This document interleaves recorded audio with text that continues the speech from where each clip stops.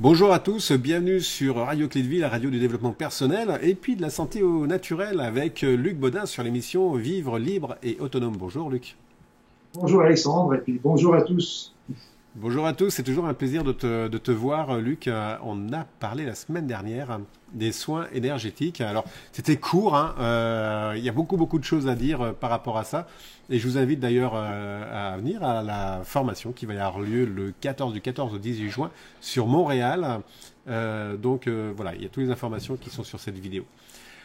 Luc, la captation des énergies, c'est quoi? Bah, tu sais, c'est qu'on a tous besoin d'énergie pour vivre. Donc on s'en aperçoit même pas, mais ça se fait d'une manière automatique par rapport à ce corps éthérique qui capte les énergies, qui les envoie vers le corps physique à travers tous nos chakras, la peau, etc. Mais donc ces énergies vont donner notre force vitale, vont aller stimuler les neurones, vont aller stimuler donc notre esprit, va stimuler les glandes hormonales, va stimuler aussi les organes. Donc ça nous donne la force. Le problème qu'on a dans notre société, c'est que il y a beaucoup de vols d'énergie. Ouais. C'est-à-dire, vous avez tous certainement eu cette expérience, au moins une fois dans votre vie, d'avoir discuté avec quelqu'un normalement, et puis en être ressorti de cette discussion complètement épuisé. Ouais. Ça veut dire que cette personne vous a volé de l'énergie. Vous a volé de l'énergie. Pas forcément consciemment, il y en a qui le font consciemment, hein, mais la plupart ne le font pas d'une manière consciente, et si bien que ce sont des vols d'énergie, c'est-à-dire que la personne avait besoin d'énergie, et c'est sa manière de voler son énergie. Et donc il y a 1000 façons de voler l'énergie, d'ailleurs c'était très bien décrit dans le roman je sais pas si c'est Robert, mais c'est Monsieur Redfield, La prophétie des anges. Donc, oui, il y a un très beau film d'ailleurs qui est sorti sur ça. Hein.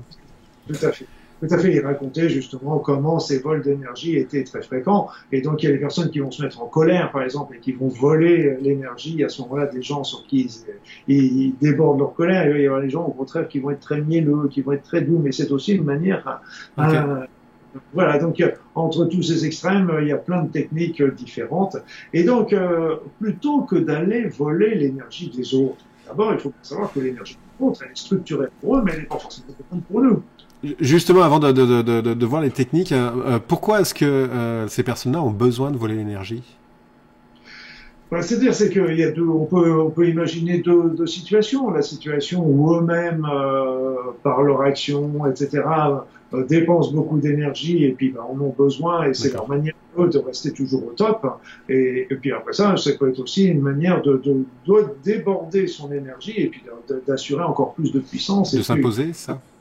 Comme disent les Maoris, les gens de Polynésie, on a le mana. Et même quand ils disent quand on a un fort mana, un mana qui est puissant, à ce moment-là, pour eux, on est pratiquement invincible. Regardez les rugbymen de Nouvelle-Zélande. C'est vrai que quand ils font leur danse, ça fait des frissons dans le dos, hein. Donc, ça, c'est le mana. Là, ils sont en train de montrer tout à fait ce mana. Alors, plutôt que d'aller voler l'énergie des autres, on a tout à fait la possibilité de capter de l'énergie qui est à profusion, à gogo, en abondance tout autour de nous, et qui ne demande qu'à venir nous servir qu'à la seule condition qu'on le leur demande. Et ça, c'est le plus important. Parce que moi, j'avais vu comme ça un groupe où on était à peu près 300, et ils nous avaient passé une belle musique, et puis ils nous ont dit, bon, écoutez, vous vous mettez en position, les paumes, les mains, les paumes en l'air, etc., et puis pendant cette musique, vous allez voir, et vous devriez sentir l'énergie qui descend, etc., et ok. La musique passe, qui était très belle. Quand elle est terminée, ils m'ont demandé qui est-ce qui a senti des énergies qui arrivaient en eux. Et bien, sur les 300, il y en a eu que 10 qui ont senti vaguement quelque chose.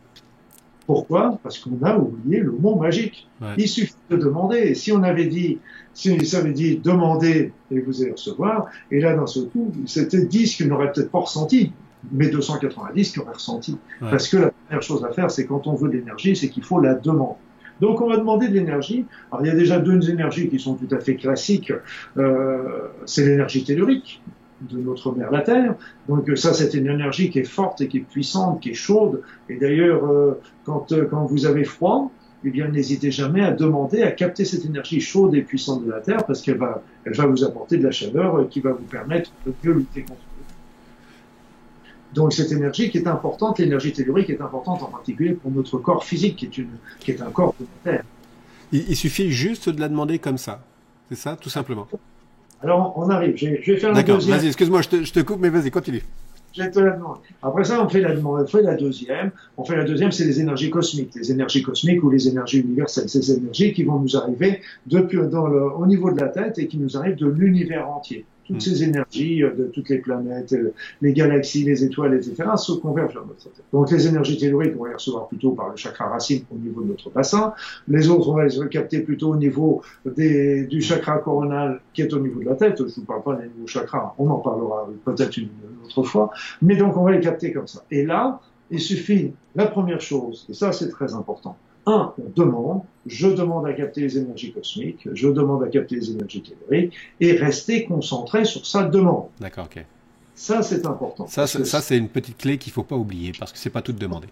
Exactement. Demander, on aura toujours. Mais après ça, si on commence à repenser justement à aller chercher les enfants à l'école, ou la fameuse baguette de pain.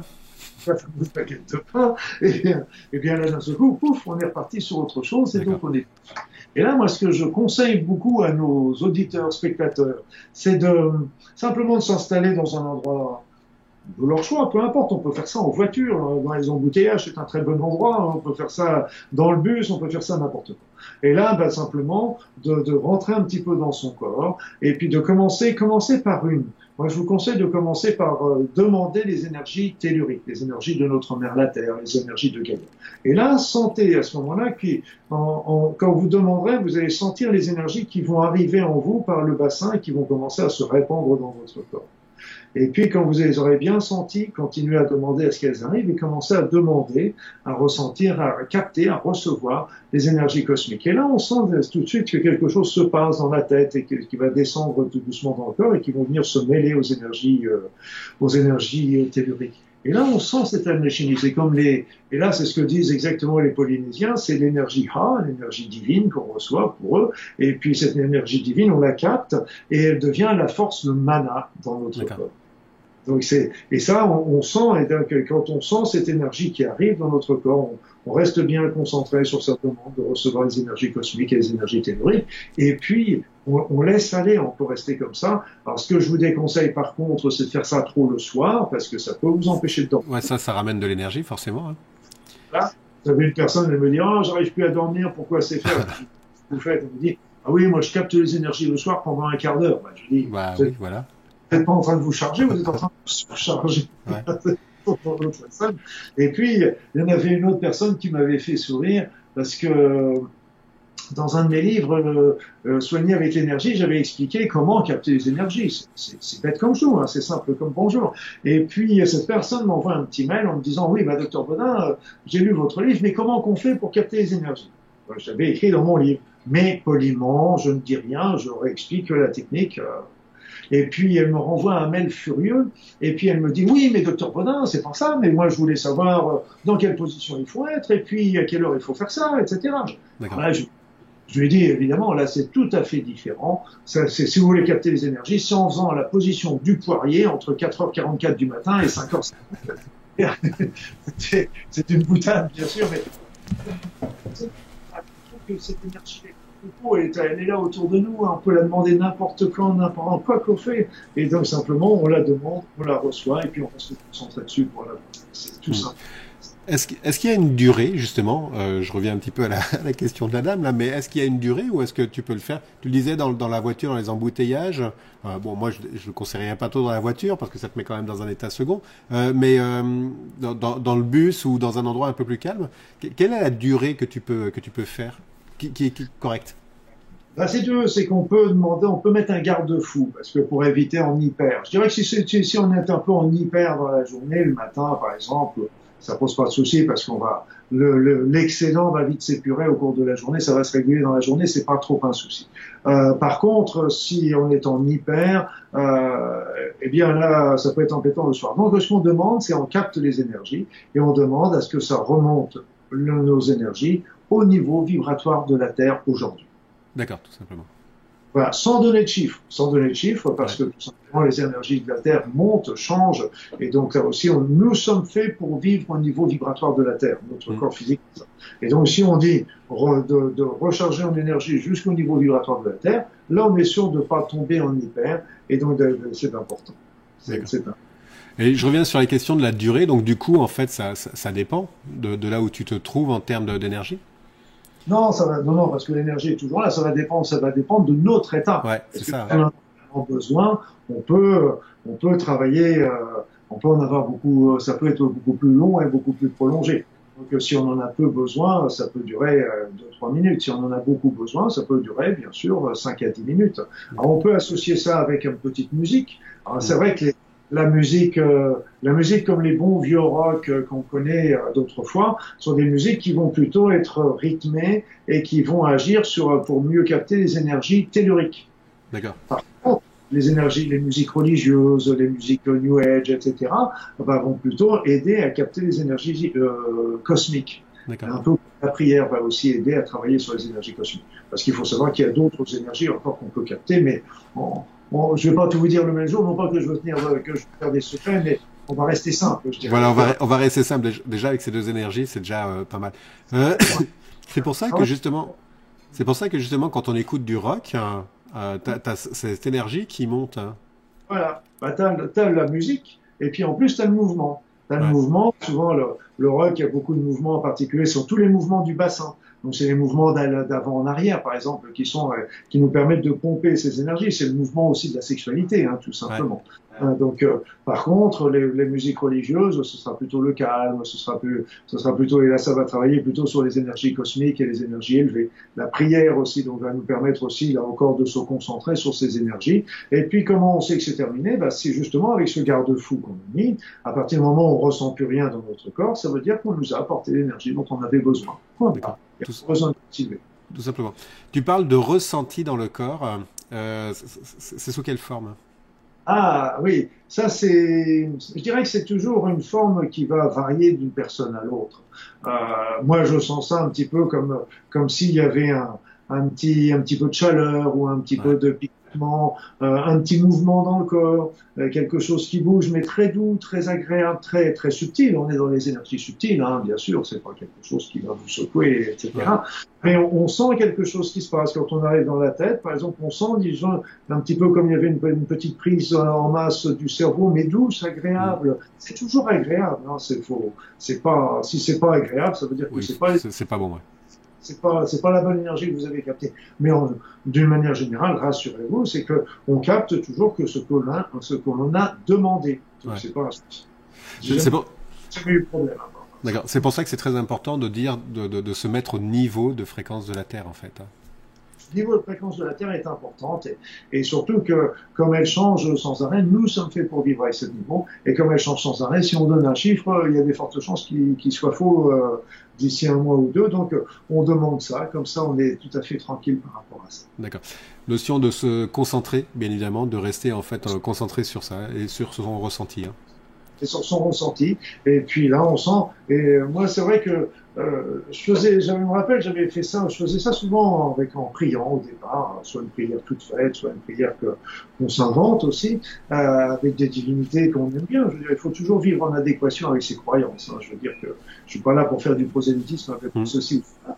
Mais ce qui se passait, c'est que ça me donnait l'impression un petit peu comme si j'étais une bouteille et qui se remplissait. Donc ça se remplissait par les pieds, par les jambes, par le tronc, et au fur et à mesure, je sentais que ça montait, jusqu'au niveau de la tête. Et quand c'était arrivé au niveau de la tête, ça veut dire que j'étais on avait fait le plein, si je peux rester. Et donc, c'était bon pour moi. Et donc, je continuais tant que j'avais besoin. Et c'était un petit signe. Parce que, au niveau de l'énergie, chacun sent et réagit à sa manière, tout simplement. Et donc, c'est évident que moi, je ressens plutôt un petit peu cette chaleur, cette douceur qui rentre en moi. Mais pour d'autres, ça peut être des picotements, ça peut être une petite pression. Mais toujours quelque chose d'agréable. De très doux. Hein. Si c'est en effet pas agréable ou pas doux, là, il est grand temps d'arrêter, c'est que c'est autre chose. Oui, mais je vous dis, dans cette captation, sincèrement, à partir du moment où on demande, etc., j'ai jamais vu pour moi ou pour les personnes à qui je donne quelque chose de nuisible qui est arrivé, qu'on ait profité pour venir en même temps. D'accord. Bon, super.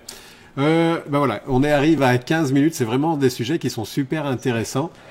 Prochaine émission, ça va être remonter son énergie. Donc, je rappelle aux personnes, aux éditeurs qui nous écoutent, qui sont sur Montréal ou qui sont au Québec en général, du 14 au 18 juin, Luc Bodin sera sur Montréal et va offrir donc une formation de 4 jours, 5 jours, qui va être très très complète. Et donc, je vous invite à regarder sur le site et puis vous avez toutes les coordonnées en dessous de la vidéo. Donc n'hésitez pas, les places sont limitées, donc ne tardez pas si vous souhaitez justement vous inscrire. Luc, merci encore beaucoup de ce partage. Semaine prochaine, on regarde remonter son niveau d'énergie. Donc, qui va être le complément de la captation des énergies qu'on a vues. Voilà, tout à fait. Ça va être le complément. Ok, Luc, merci beaucoup encore. Et puis...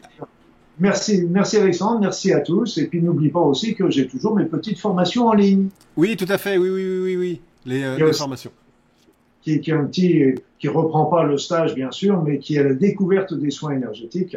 Donc, ça reprend pas le stage parce que le stage de 5 jours peut pas être 5 jours, oui. Mais pour ceux qui viendraient pas, qui n'ont pas cette possibilité, sachez que vous avez déjà des petites prémices avec des techniques que vous pouvez déjà utiliser dans le quotidien au travers de ce module. Et en plus, oui, mais là, il y avait des promotions qui avaient eu lieu, mais là elles sont normalement terminées quand l'émission va être diffusée. C'est dur en affaires, toi. Bah oui, désolé. Allez, à tous, on se retrouve la semaine prochaine pour remonter son niveau énergétique. À tous, salut, bye bye.